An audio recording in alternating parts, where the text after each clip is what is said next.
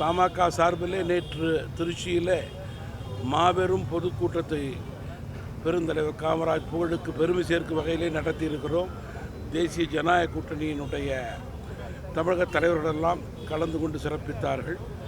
தேசிய ஜனநாயக கூட்டணியிலிருந்து ஒரு பிரதிநிதி நேரடியாக வந்து பெருந்தலைவர் புகழ் பாடியதை நன்றியோடு நினைவு கூற விரும்புகிறேன்.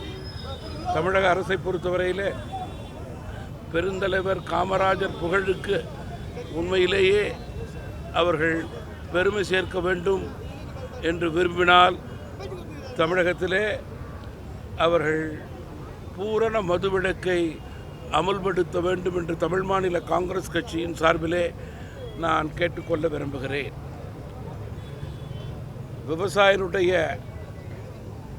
வயிற்றிலே அடிக்கின்ற வகையிலே கர்நாடக காங்கிரஸ் அரசு காவிரி ஒழுங்காற்று குழு நடுநிலையோடு பரிந்துரை செய்த தண்ணீர் டிஎம்சியை கொடுக்க தவறுகிறது.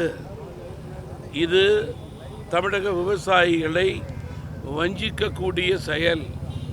குறிப்பாக கர்நாடகத்தில் காவிரி படுகையிலே உள்ள அணைகளிலே 63% தண்ணீர் இருக்கின்றது என்ற புள்ளி விவரம் தெளிவாக இருக்கும்போதும் கூட நம்முடைய விவசாயிகளுடைய வயிற்றில் அடிக்க கர்நாடகா நினைப்பதும் அதை கூட்டணிக்காக திமுக வேடிக்கை பார்ப்பதும் ஒருபோதும் ஏற்புடையதல்ல.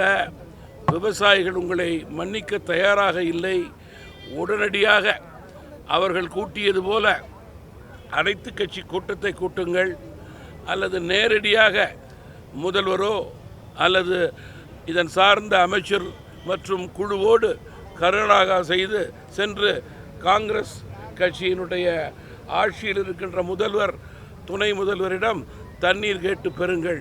அது உங்களுடைய கடமை என்று நான் குறிப்பிட விரும்புகிறேன்.